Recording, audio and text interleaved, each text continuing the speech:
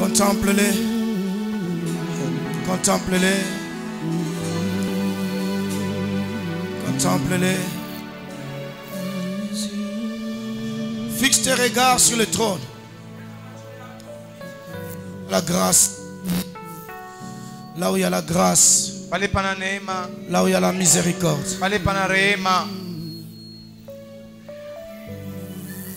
Oui. Ne tourne pas des regards inquiets. Fixe tes regards sur le trône. C'est là où il y a la guérison. C'est là où il y a la vie. Oui, Jésus est là. Le consolateur est là. Le sauveur est là. Alléluia. Il est là, Seigneur Jésus. Il est là, il est là, il est là. Et quand il est là, il touche son peuple. Quand il est là, il guérit. Quand il est là, il délivre. Oui. Quand il est là, il a franchi. Quand il est là, il délivre. Quand il est là, il libère. Quand il est là, il restaure. La présence de Dieu est là pour combler le cœur de quelqu'un. Alléluia. Merci Saint-Esprit. Lève légèrement les mains, les yeux fermés. Si je peux vous prier, ceux qui sont assis peuvent se tenir debout.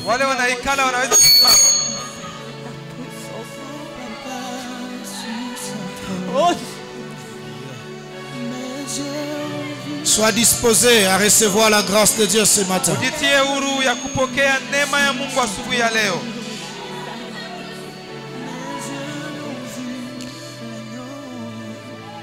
Il est la résurrection, il est la vie. Les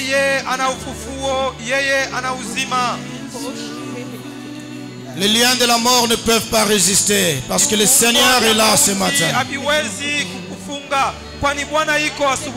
Les condamnations sont en train de tomber parce que le Dieu qui justifie est là ce matin.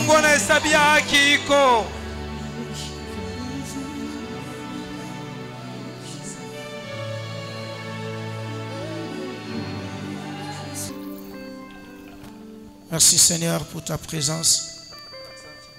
Merci pour ta puissance, cher Saint-Esprit, au milieu de ton peuple. Merci pour ta fidélité et ta bonté. Nous nous soumettons à toi pour la suite de ce programme. Nos cœurs disposés à recevoir ta parole. Parle, cher Saint-Esprit, et guéris nos vies. Au nom de Jésus-Christ, nous avons prié avec action de grâce. Nous disons Amen. Acclamons pour la gloire de Dieu.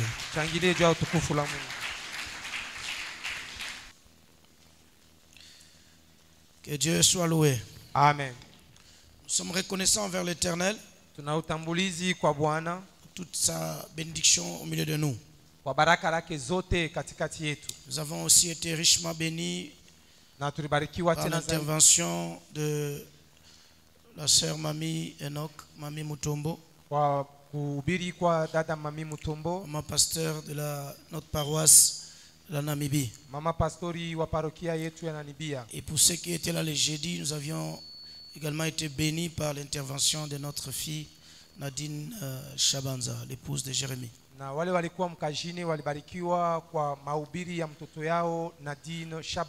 Amen, amen. Amina. Nous rendons gloire à Dieu pour toutes ces grâces au milieu de nous. Est-ce qu'on peut dire Amen? Amen. Que le Seigneur soit loué. Bwana sifiwe.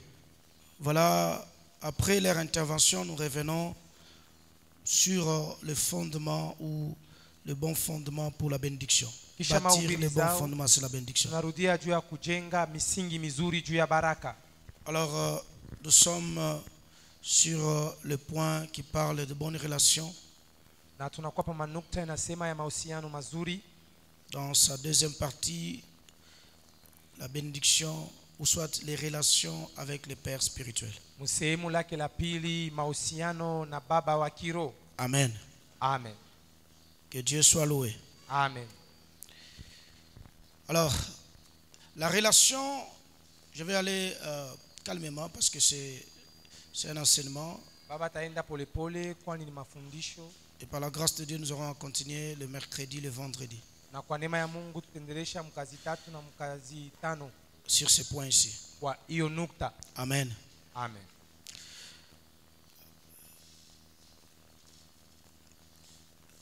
Il faut noter que la relation avec les pères spirituels est aussi importante. Tafadhali kuandika ya kwamba uhusiano ya baba wa kiroho nayo na lazima sana, comme la relation avec les pères biologiques. Kama vile uhusiano na baba wa mwili.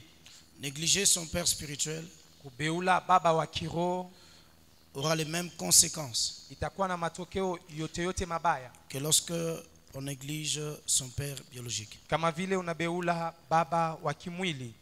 Nous allons lire deux passages tasoma mausomi mawili dans les livres de Proverbes. Mukitabu kya Mezali. Proverbes chapitre 20. Mezali makumi mawili. Le verset 20. Mstari wake wa makumi mawili. Et Proverbes chapitre 30. Na Mezali makumi matatu. Le verset 17. Mstari wake wa 17. Je lis la parole de Dieu au nom de Jésus-Christ. Amen. Proverbe 20, le verset 20.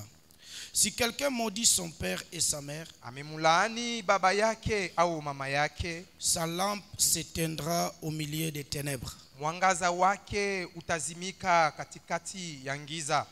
Et lorsque la Bible parle de la lampe, na wakati Biblia inasema maneno ya taa, ça fait allusion à l'âme de la personne, ça fait allusion à la vie. Inaonesha nafsi ya binadamu, inaonesha maisha ya mtu. Lorsqu'on néglige son père, wakati unabeula baba yako, lorsqu'on néglige sa mère, wakati anabebula mama yake, c'est-à-dire on est en train de les maudire. Ni kusema wanakuwa na mulaani.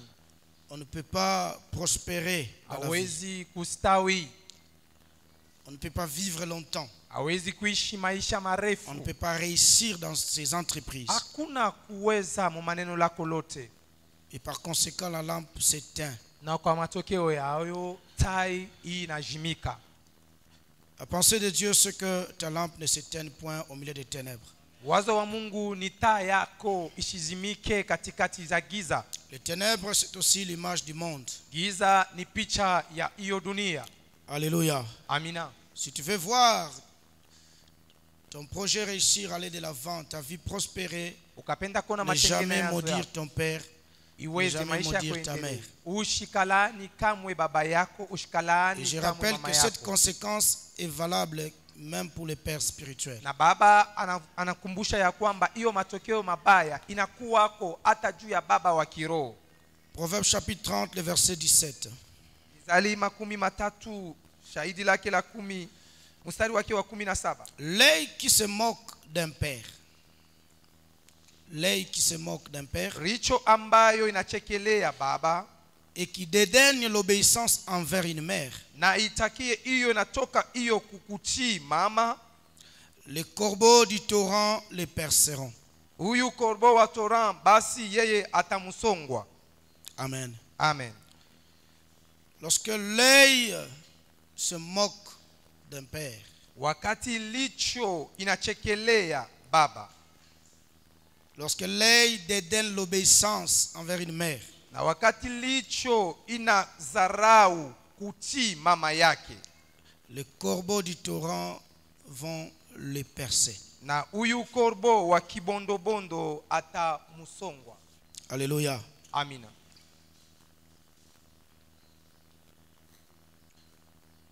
La lampe, l'œil, toutes ces choses se rapportent à la vie de l'homme. Amen, amen. Amina.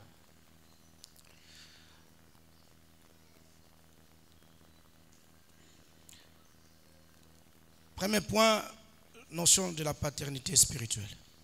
Yonuta ya kwanza mafundisho ya kukua wa baba wa kiroho. Ce qu'il faut retenir, la paternité spirituelle elle est biblique. Kuwa wa baba wa kiroho inakuwa ya Biblia. La Bible dans sa totalité. Biblia ndani ya utele yake yote. Dans l'Ancien Testament comme dans le Nouveau Testament. Muagano za kale kama muagano jipya. Soutient cette doctrine. Yayo inakazisha kwa hiyo maneno. Amen, amen. Amina. Par cette notion, kwa hiyo mafundisho, Dieu voudrait la perpétuation du feu sur l'autel de Dieu. Mungu anapendea hiyo kwa siku zote za moto pa mimbali ya Mungu. Lorsque un fils est en relation avec son père spirituel, wakati mwana eko muhusiano pamoja na baba yake wa kiroho, c'est une notion qui permettra à ce que le feu de l'Éternel ne puisse pas s'éteindre sur l'autel. Ni mafundisho itaruhusu ya kwamba moto ya wa milele isipate kuzimikwa pa mimbali. Pourquoi? Kwa nini? Parce que seul les fils kwani paka wana connaissent la vision ou les orientations du père. Wanajua onyo au ongozaji wa baba. Pour assumer cette responsabilité. Na juu ya kutumika na ile kazi. Les pères finiront par passer. Wa baba watafika paka mkupita. Mais pour que la vision ne s'éteigne pas. Juu ya onyo ishizimikwe. Pour que l'œuvre ne s'arrête pas. Juu kazi ishisimame. Il faut qu'il y ait des fils. Inapasha kukuye wana. Pour continuer l'œuvre. Juu ya kuendelesha kazi. Et pour que cela réussisse. Na juu ya ile iwezeshe. Il faut des fils. Kunapasha kuwa wana. En relation avec les pères spirituels. Muhusiano pamoja na wababa wa kiroho. Alléluia. Amen. Lévitique chapitre 1er. Walawi sura yake ya kwanza. Le verset 7. Mstari wake wa 7. Nous lirons également Lévitique chapitre 10. Tasoma tena Walawi 10. Le premier verset et le deuxième. Mstari wake wa kwanza mpaka wa pili. Lévitique chapitre 1er. Walawi le verset 7e. Sura yake ya kwanza shahidi lake la 7. Je lis la parole de Dieu au nom de Jésus. Amen. Les fils du sacrificateur Aaron, wana wa mkowani Aruni, mettront du feu, watapanga iyo moto sur l'autel, juu ya mazabau, et arrangeront du bois, na watatengeneza mbao sur le feu, kuwaka moto. Amen. Amina.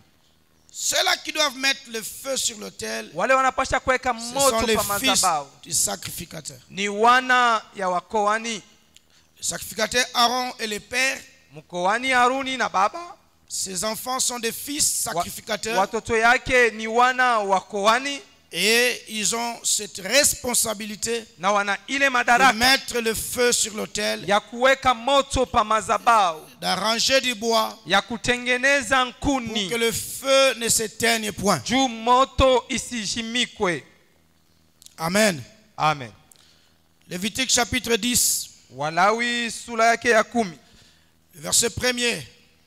Les fils d'Aaron, wana wa Aruni, Nadab et Abihu, Nadabu na Abihu, prirent chacun un brasier, wakabeba kila mmoja chekezo mmoja, ils mirent du feu, wakawakisha moto, et posèrent du parfum dessus, na wakaweka ubani juu. Ils apportèrent devant l'Éternel du feu étranger, wakaleta kwa wa milele moto zigeni, ce qui ne leur avait point ordonné. Basi ile haikuwaongozeshwa kufanya maneno haya. Alors le feu sortit de devant l'Éternel, basi moto ikatoka mbele ya wa milele, et les consuma, na ikaiteketeza, et les consuma, na ikateketeza wana. Ils mourirent devant l'Éternel. Wakakufwa mbele ya wa milele. Notez par rapport à cette notion, anjikeni kulinganishwa na hiyo mafundisho. Un fils, mwana, je l'ai dit, connaît les orientations spirituelles. Baba aliyosema anajua ongozaji wa kiroho de son père. Ya baba yake. Il connaît la vision du père. Anajua onyo ya baba. Il ne peut pas amener quelque chose d'étranger. Hawezi kuleta kitu kimoja kigeni. C'est pourquoi Dieu a besoin des fils pour la suite de l'œuvre. Ni kwa maana Mungu anahitajia wana juu ifuatayo ya kazi.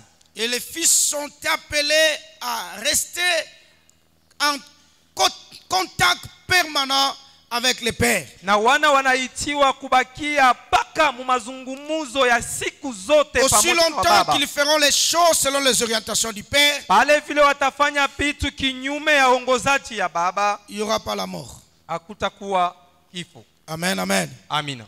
Malheureusement, ce n'est pas le cas dans le sacerdoce aujourd'hui. Kwa ole sio maneno muukowani leo. Vous pouvez voir un fils spirituel faire des choses qu'il n'a pas vu son père faire. Mwana wa kiroho eko nafanya bitu bila sikuone baba yake kufanya.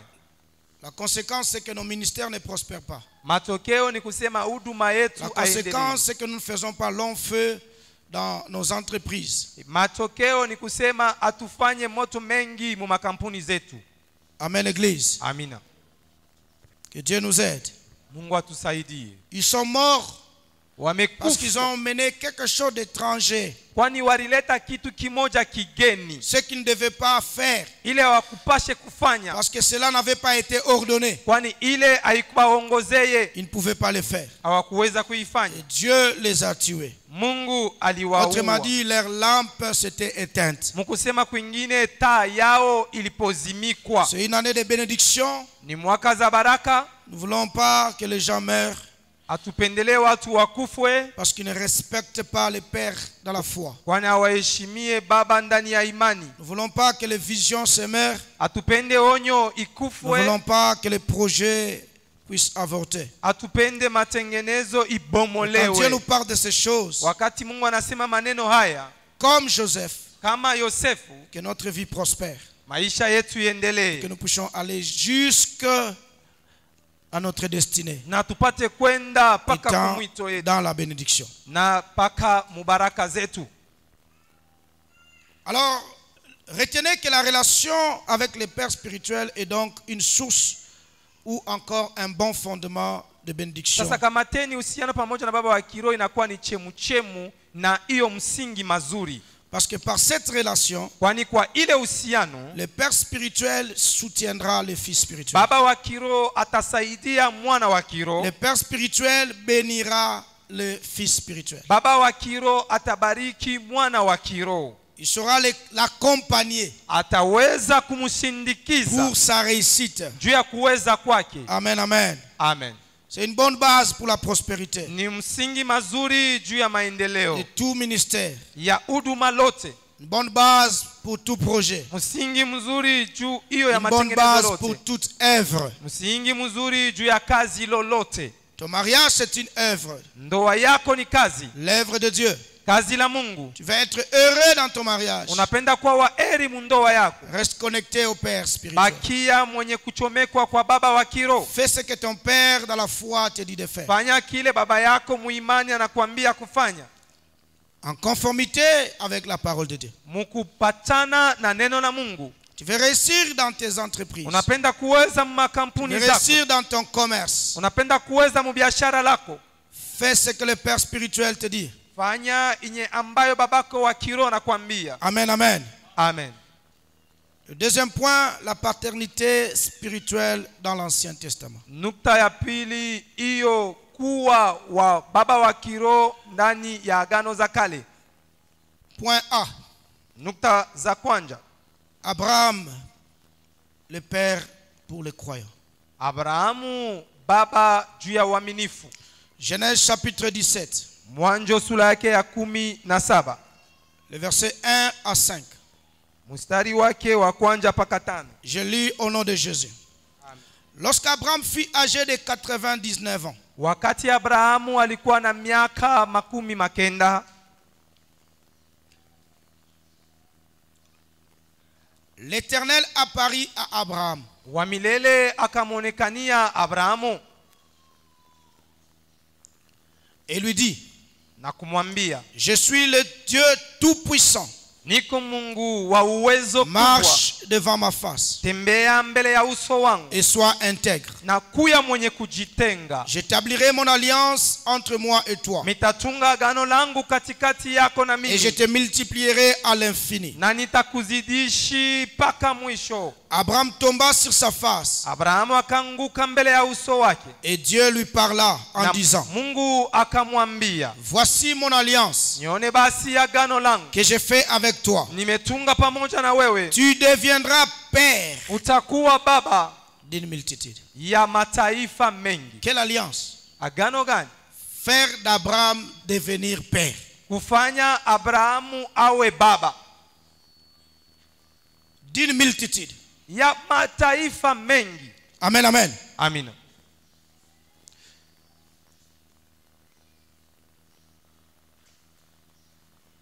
On ne t'appellera plus Abraham. Hawatakuita tena Abraham. Mais ton nom sera Abraham. Lakini jina lako itakuwa Abrahamu. Car je te rends père. Kwani mina kufanya baba d'une multitude de nations. Ya wengi za mataifa. Amen, amen. Amina. Quelle alliance? Agano gani? Rendre Abraham père. Kufanya Abrahamu awe baba d'une multitude de nations. Ya mataifa mengi. Si Dieu s'arrêtait par là, kama Mungu alisimamia pale, on ne comprendrait pas. Atukupashe kuelewa. Quelle est cette alliance? Ni agano gani zile? Ou encore Abraham est-il père de qui? Au Abraham ni baba wa nani?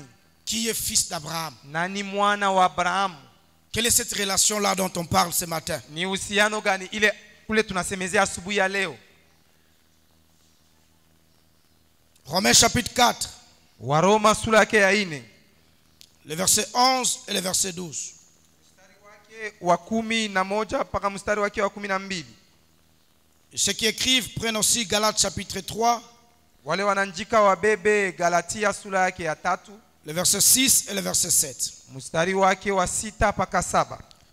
Le verset 11 de Romains chapitre 4.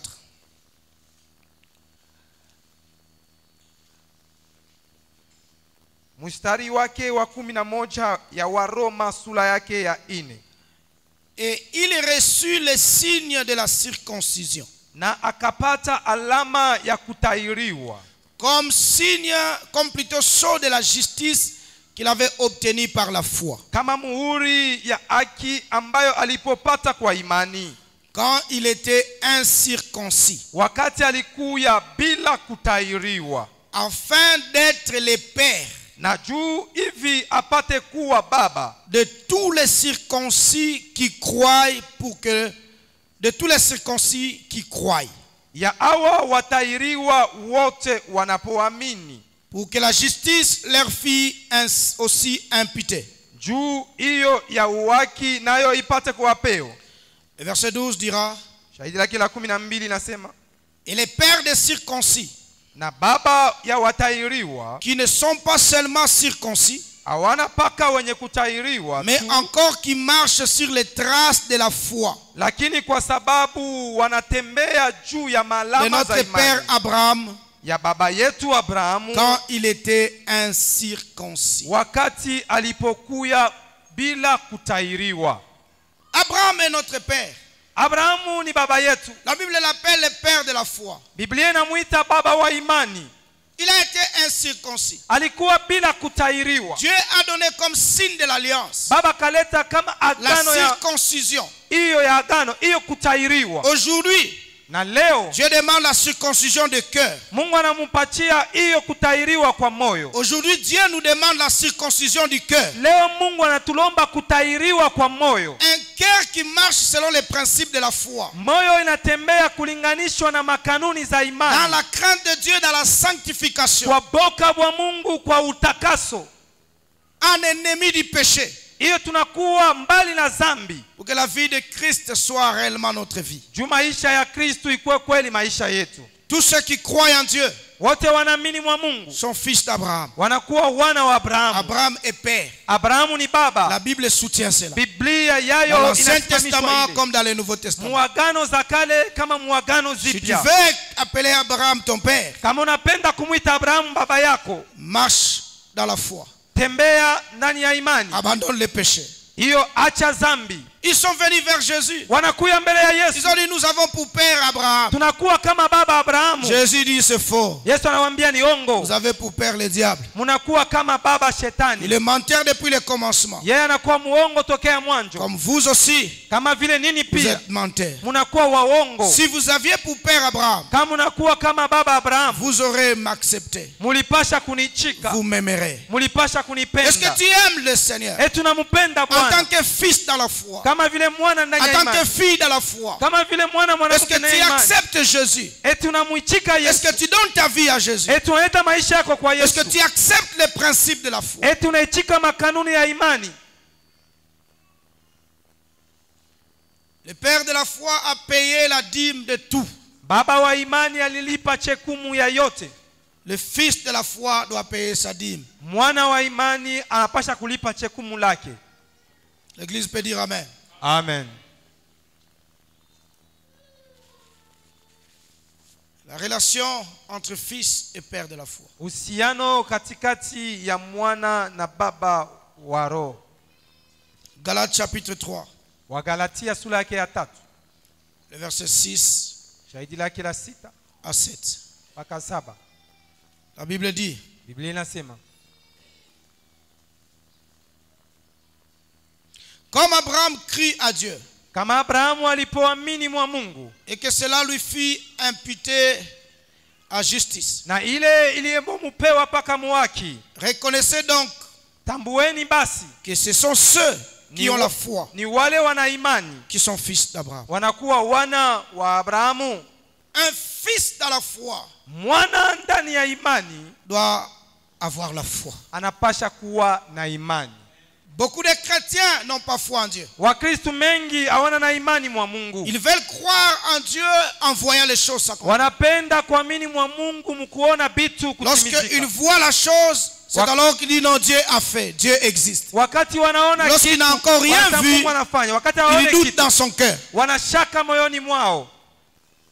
Dans ta relation avec Abraham, Ndani ya uhusiano wako na Abrahamu, dans ta relation en tant que fils spirituel, ndani ya uhusiano yako kama mwana wa kiroho, aie la foi en Dieu. kuya na imani mwa Mungu. La Bible déclare, Biblia inasema, or sans la foi, bila imani personne hakuna mtu n'est agréable à Dieu. anaweza kumkubaliwa Donc Mungu. Dieu, quand il descend au milieu de son assemblée, Mungu wakati anashuka makutano lake, il veut voir la foi. anapenda kona imani. Quand il visite nos familles, Wakati anapegua il veut voir la majamaa, foi. anapenda kona J'aimerais imani. dire à quelqu'un, Napenda kuambia mtu, sans la foi, bila imani, peu importe ce que nous pouvons faire, ingawa yote tunaweza kufanya, nous ne plairons pas à Dieu. hatutampendezwa Mungu. Il faut avoir la foi. Inapasha kuwa na imani. Je vais te charger de dire à celui ou à celle qui est à ton côté. Takulomba oneshe ule anakuwa pembeni yako. Dis-lui, je t'en supplie, Je t'en supplie. aie foi en Dieu. Aie foi en Dieu. Même si la chose compliquée devient compliquée, Même si la chose compliquée devient compliquée, n'aie jamais désespéré. n'aie jamais désespéré. Fais confiance en l'Éternel. Fais confiance en l'Éternel. Acclame Dieu pour ta foi. Shangilia Mungu juu ya imani. Que Dieu t'augmente la foi au nom de Jésus.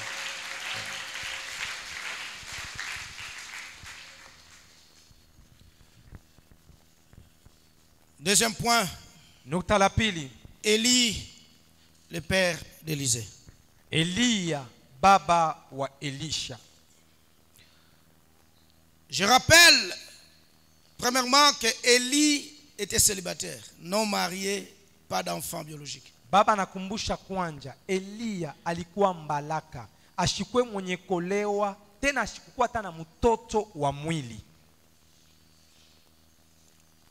Mais vous allez voir, Élisée l'appelle son père. Lakini mtamona Elisha anamuita baba yake. 2 Rois chapitre 2, Wafalme wa pili sura yake ya pili. le verset 12.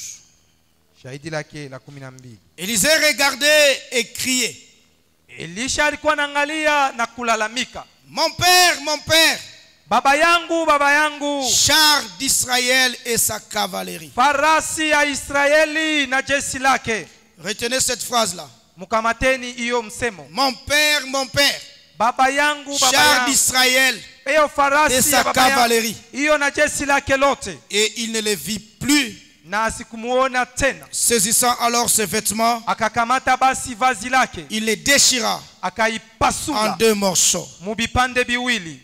Amen. Amen. Et voici les résultats. Na moneni matokeo. Je vous donne l'un des résultats Namionyesha mmoja ya matokeo de cette relation d'Élisée avec son père. Ya ile uhusiano ya Elisha na baba yake Elia. Ce fils qui est resté attaché à son père mwana huyu ambaye alibakia mwenye kuambatanishwa kwa baba yake jusqu'à l'enlèvement de son père. Paka kwa kunyanyuliwa kwa baba yake. Deux Rois chapitre 2, le même chapitre, le verset 15. Wafalme wa pili sura yake ya 15. Les fils des prophètes wana ya wanabii qui étaient à Jéricho walikuya kule ku Yeriko vis-à-vis, ilikuwa pembeni kwa kuangaliana, l'ayant vu, mkuwaona, l'ayant vu Élisée, ils ont vu Élisée mkumuona Elisha, dire, wakasema l'esprit d'Élie repose sur Élisée. Hiyo roho ya Elia inakuwa juu ya Elisha. Ils ont dit quoi? L'esprit d'Élie repose sur qui? Sur Élisée. Tu peux encore le dire? L'esprit d'Élie repose sur Élisée. Et ils allèrent à sa rencontre na wakaenda kukutana naye et se prosternèrent contre terre devant lui. na wakainama kudongo juu yake. Le même fils des prophètes, mwana mmoja mmoja wa wanabii, lorsque Élisée suivait Élie, wakati Elisha alikuwa anamfuata Elia, vont lui dire ceci. akaenda kumwambia hivi, sais-tu qu'aujourd'hui ton maître sera enlevé de dessus ta unajua ya tête? kwamba leo mwalimu wako atanyanyuliwa juu? Et Élisée leur a répondu, na je le sais. aliwajibuya, mimi naijua. Taisez-vous. Ikaleni kimya. Mais parce qu'il est resté fidèle au père spirituel, kwani alibakia mwaminifu kwa baba wa kiroho, jusqu'à l'enlèvement du père spirituel, il était là. kwa baba wa kiroho alikuwa pale. Le résultat de son attachement, matokeo ya kuambatanisha kwake, le résultat de la considération du père, matokeo ya kubeba na bei baba yake, a fait que premièrement, ilifanya kwanja l'esprit du père, roho ya baba, puisse s'incarner sur lui. ingizwe mwake. Beaucoup dans les ministères bamingi muhuduma commencent sans l'esprit des pères. Wananzaka bila roho ya baba. Parce que leur séparation avec le père, kwani kuachana kwao na baba, c'était des ruptures. ilikuwa tu ni kukachika. Sans la bénédiction du père, bila baraka ya baba.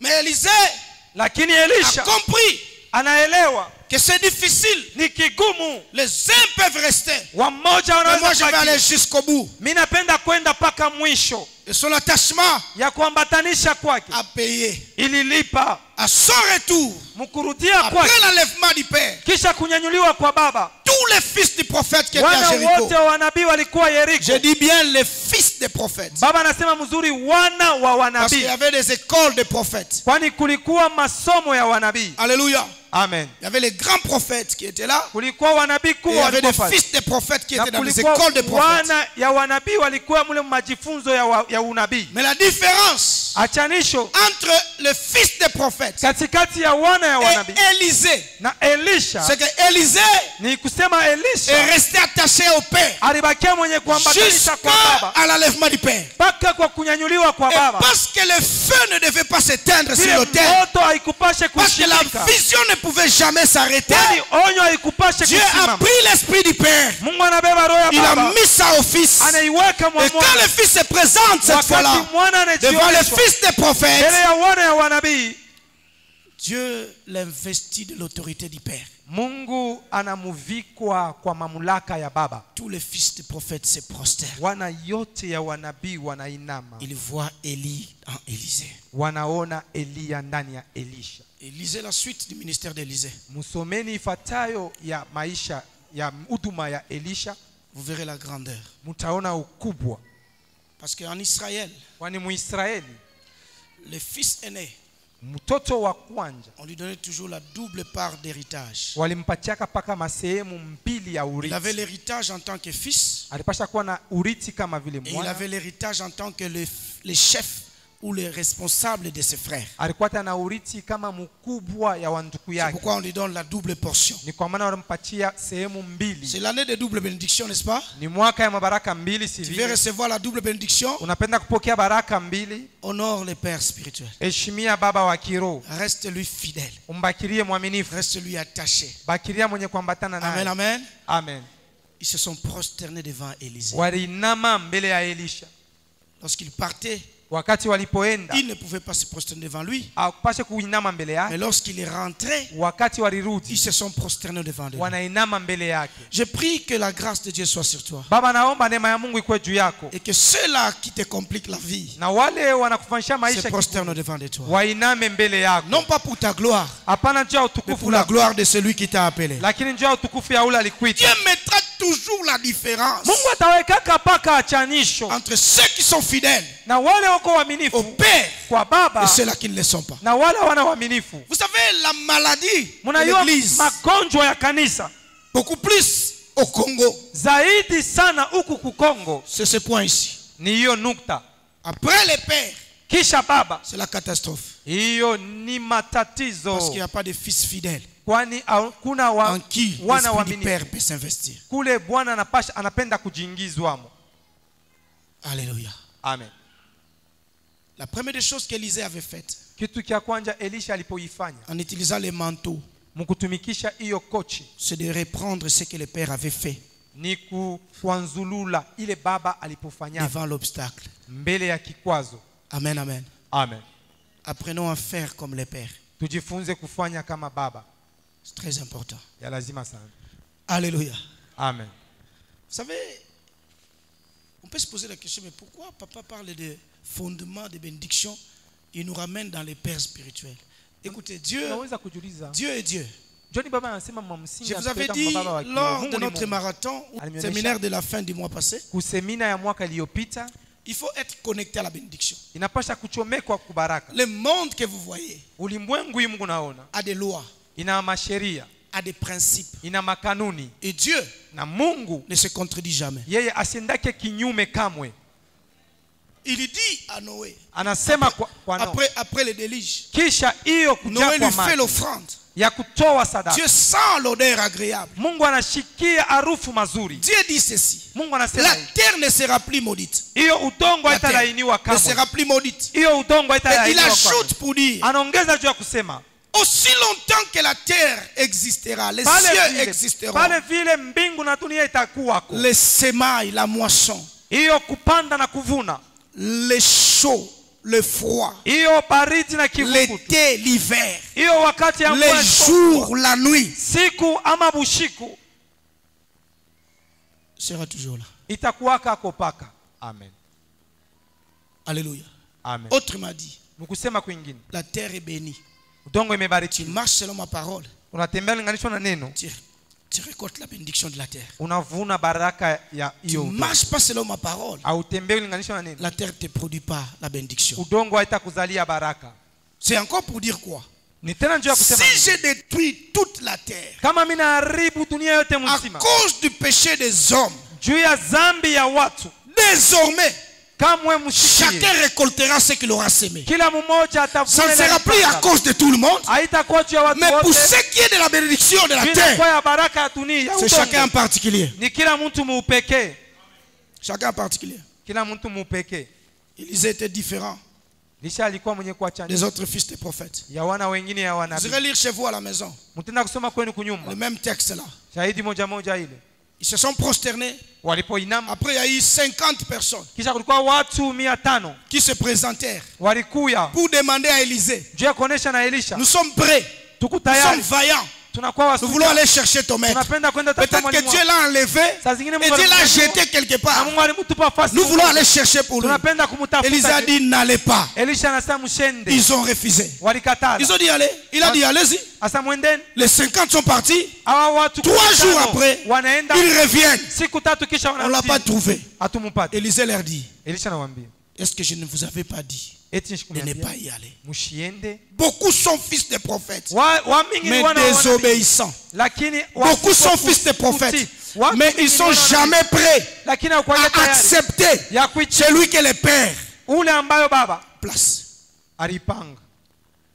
C'est ça le problème de l'église. Ndio mambo ya kanisa. Surtout au Congo. Zaidi huko Kongo. Ce qui fait plusieurs visionnaires sans généalogie. Inazalikwa Bayua inatokea wapi?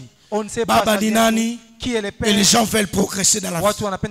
Vous savez qu'il y a des gens qui commencent les affaires sans s'associer à leur père spirituel. Même demander la prière, même demander l'orientation. Plusieurs ne le font pas. Ils reviennent au Père que seulement après avoir échoué. Mais que tel ne soit pas votre cas. Ayez en vous l'esprit d'Élisée qui se réfère au Père et qui agit selon l'esprit du Père. La réussite sera toujours votre partage. Est-ce que tu peux acclamer pour la gloire de Dieu? Troisième point. Élisée comme père pour le roi Joas. Elisha kama baba juu ya mfalme Joasi. 2 Rois chapitre 13. Wafalme wa pili sura yake ya 13. Le verset 14. Mstari wake wa 14. Élisée était atteint de la maladie dont il mourut.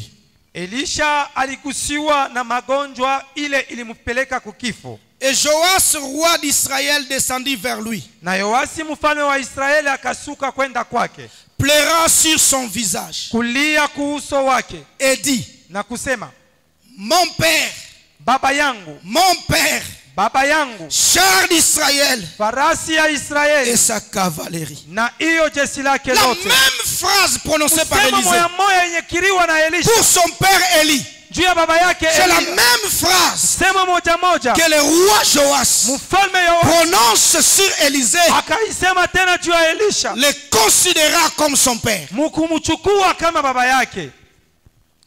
Ce que tu sèmeras, c'est ce que tu récolteras. Tu es fidèle avec ton père, ton fils sera fidèle avec toi.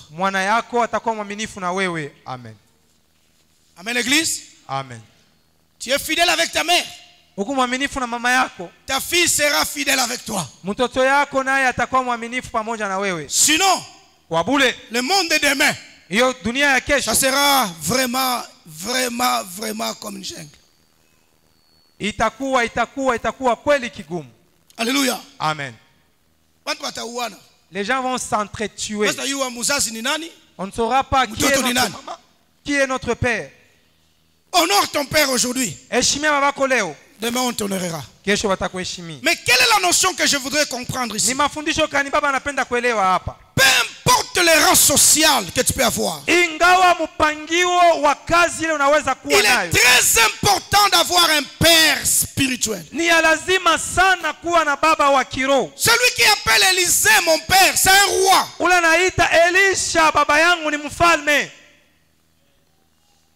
Vous voyez dans des pays où les gens ne respectent plus les hommes de Dieu, l'avenir ne sera pas bon. Dieu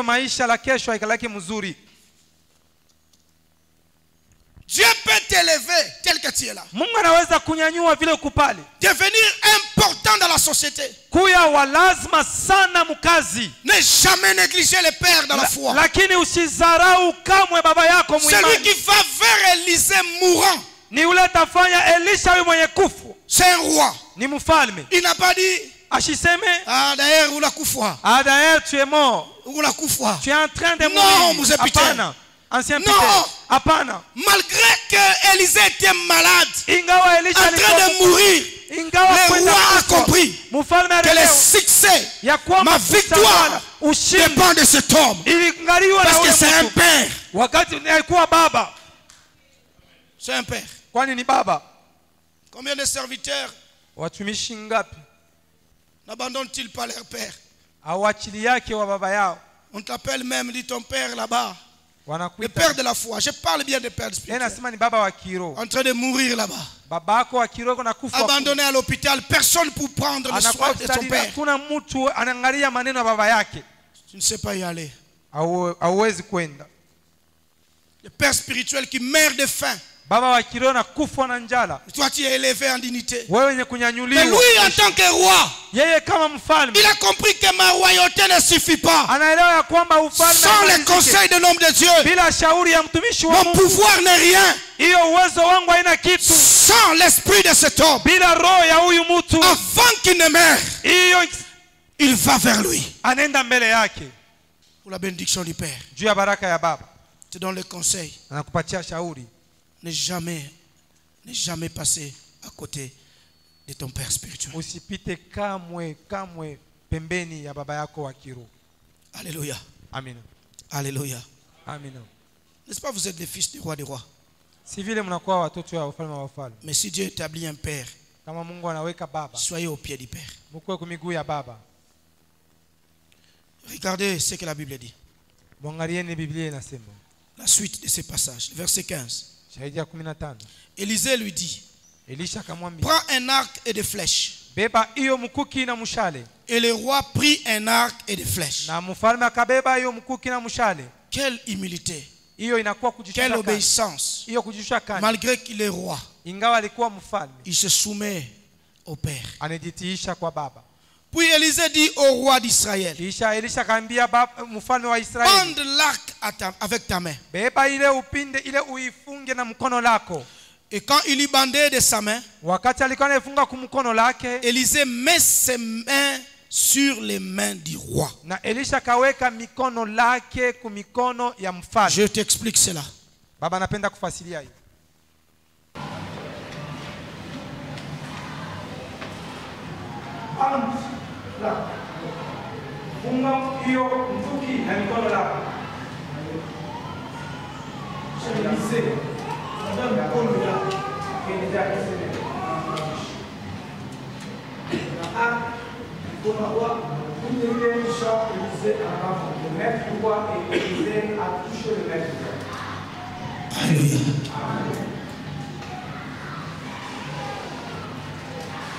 Qu'est-ce qui arrive?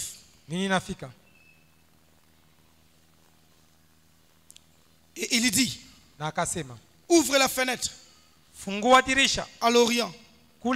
Et il ouvrit. Élisée dit, tire. Et il tira. Élisée dit, c'est une flèche de délivrance de la part de l'Éternel. Une flèche de délivrance contre les Syriens.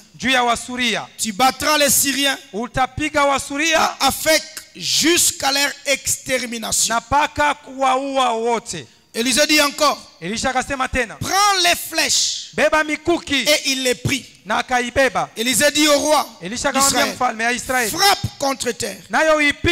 Et il frappa 3 fois et s'arrêta. L'homme de Dieu s'irrita contre lui et dit, il fallait frapper 5 ou 6 fois. Alors tu aurais battu des Syriens jusqu'à leur extermination. Maintenant tu les battras 3 fois. Le succès du roi dépendait des orientations d'Élisée. En tant que fils dans la foi, ton succès dépendra de ton père dans la foi. Dans ton commerce, dans tous les domaines, je te dis, dans tous les domaines. Que tu sois pauvre, que tu sois riche, tu veux réussir. Voir la main de Dieu t'accorder la victoire, t'accompagner à tous égards. Reste attaché au Père spirituel. Que Dieu soit loué. Amen. Le dernier point, pour ce qui est du Père, la notion de la paternité de l'Ancien Testament.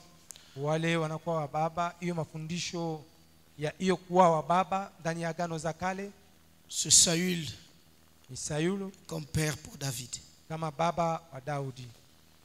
Alléluia. Amen. Au premier point, je t'ai montré l'image de la foi. Deuxième point, je t'ai montré l'image de la fidélité, de la persévérance jusqu'à l'enlèvement du Père. Le troisième point, je t'ai montré l'humilité, l'obéissance devant le Père. Que Dieu te bénisse. Et le quatrième point, c'est Saül comme père pour David. 1 Samuel 24. Le verset 12, le verset 11 et le verset 12. Je lis la parole au nom de Jésus.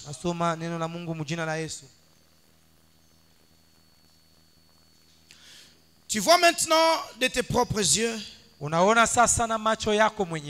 que l'Éternel t'avait livré aujourd'hui entre mes mains dans la caverne.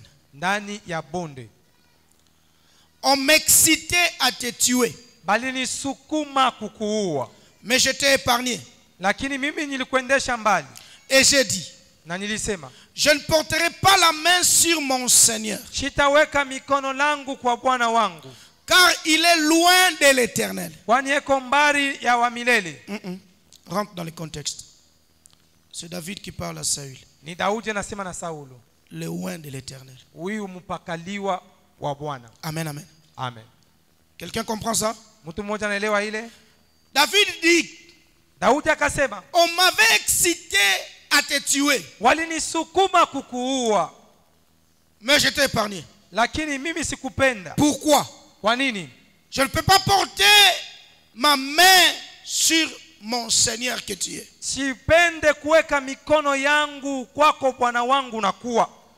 Parce que toi tu es loin ou loin de l'Éternel. Et maintenant le verset 12.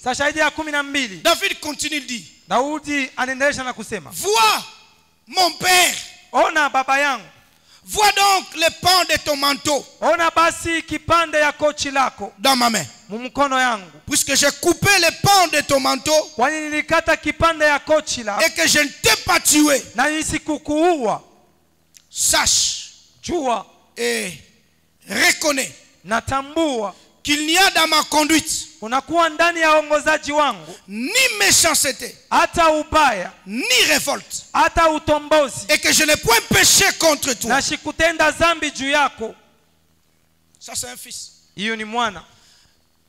Le Saül dont David appelle son Seigneur. Le Saül dont David dit c'est mon père. C'est quelqu'un qui a désobéi à l'Éternel. C'est quelqu'un que Dieu avait déjà rejeté. Mais à cause de l'onction qu'il avait reçue de Dieu, malgré l'incitation des hommes, David a refusé. Il n'a pas touché à Saül. Il n'a pas tué Saül. La question que je me pose aujourd'hui, qu'est-ce que tu dis de ton père spirituel dans sa faiblesse? Vous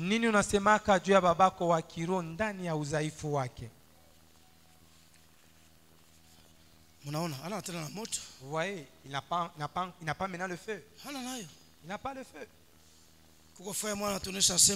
Il y a un frère qui les a dit ceci. Nous sommes allés avec les pasteurs faire la délivrance pour une frère. On commence la prière. Oh, le frère a gonflé les poitrines. Et il a ouvert grandement ses yeux. Et il commence à marcher.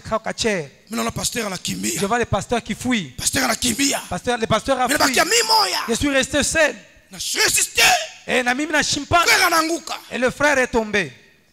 Pourquoi il raconte ça? Pourquoi il raconte? C'est pour montrer que Babango est faible. Et mon père spirituel est faible. Il n'a pas l'onction, c'est moi qui ai l'onction. Qui est celui parmi nous qui sera content de prendre la nudité de son père biologique et de présenter chez les voisins? C'est lui qui avait bu du vin selon le père. Il s'est enivré lui-même. Mais lorsque le fils parle de sa nudité à ses frères, Dieu n'a pas dit non, le fils avait raison, c'est la faute du père. Dieu a accepté la malédiction du père sur le fils.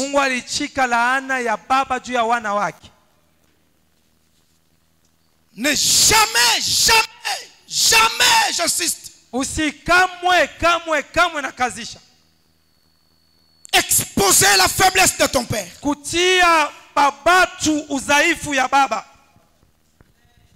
Il reste ton père. C'est lui qui peut juger les pères. C'est Dieu. Pas le fils.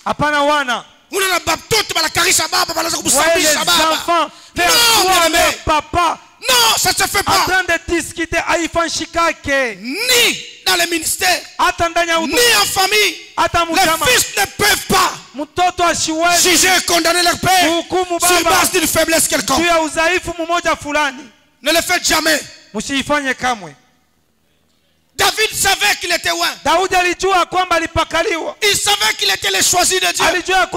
Il savait qu'il était le roi. Mais avant le temps, il ne s'est pas proclamé roi. Il a attendu Dieu.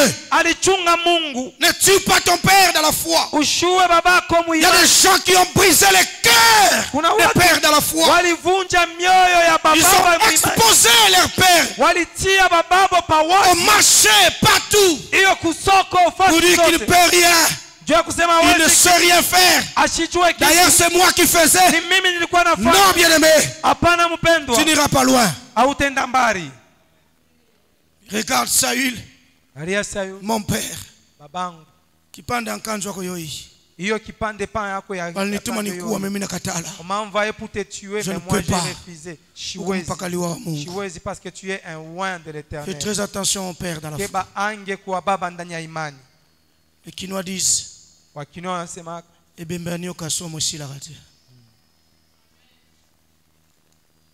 la Bible parle d'un vieux prophète et d'un jeune prophète. Dieu envoie les jeunes prophètes. Il donne des instructions claires. Mais pour les prouver, il utilise les vieux prophètes. Le vieux prophèt lui dit ceci. Moi aussi Dieu me parle. Et cette nuit, il a envoyé son ange vers moi. Et il m'a dit de te dire de prendre du pain. Le vieux jeune prophète est venu. Il a bu du pain. Il a mangé du pain. Juste après, le vieux prophète lui dit: ainsi parle l'Éternel, parce que tu as désobéi, le lion va te bouffer. Tu ne vas pas arriver là où tu vas arriver dans la vie. Tu devrais arriver. Tu n'arriveras pas. Beaucoup n'atteignent pas la destinée dans les ministères parce qu'ils ont dédaigné les pères spirituels. Ils ont dédaigné les pères spirituels. Alléluia. Amen. Spirituel, il a la chose de Dieu. Mes frères, Samson a tué les gens, dépassé plus que même son ministère.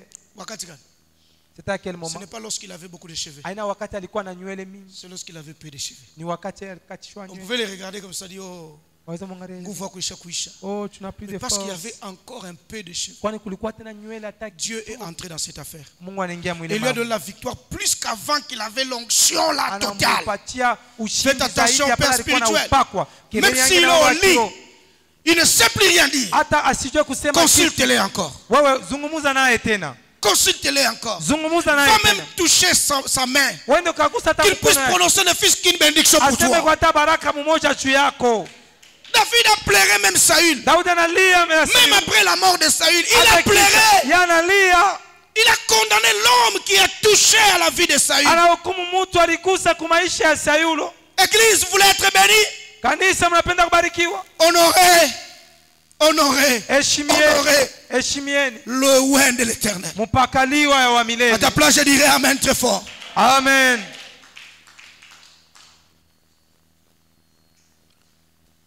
Sache et reconnais qu'il n'y a point de méchanceté dans mon cœur. Qu'il n'y a ni révolte en moi. Un fils dans la foi n'est jamais méchant envers les pères. Un fils spirituel ne se révolte pas contre les pères. Il dit en conclusion, je n'ai point péché contre toi. Il y a des gens qui pensent, non, moi mon problème c'est avec Dieu. Ton problème n'est pas seulement avec Dieu. Ton problème ça peut être aussi avec un homme. Est-ce que quelqu'un comprend? Amen. Parce qu'il y a des niveaux de bénédiction. La bénédiction peut être par rapport à la loi. Tu obéis à la loi, tu es béni. Tout comme la bénédiction, ça peut passer par un homme. Amen, amen. Amen. Tu respectes un homme et tu es béni. Il y a des gens qui ont raté la bénédiction juste parce qu'ils n'ont pas respecté les hommes. Dieu est l'arbitre, il est le témoin de tout. Et il voit tout. Alléluia. Amen. Je n'ai point péché contre toi. Veille à ce que tu ne puisses pas pécher contre ton père dans la foi. Que tu ne puisses pas faire mal à son cœur. À tel ensemble que lorsqu'il te regarde, qu'il ne puisse pas avoir des regrets ou des remords, mais qu'il soit dans la joie quand il te voit. Et qu'il puisse toujours te bénir. Alléluia. Amen. Que Dieu bénisse son peuple. Mungu abariki taifa. Nous acclamons pour la gloire de Dieu. Tunashangilia kwa utukufu la Mungu.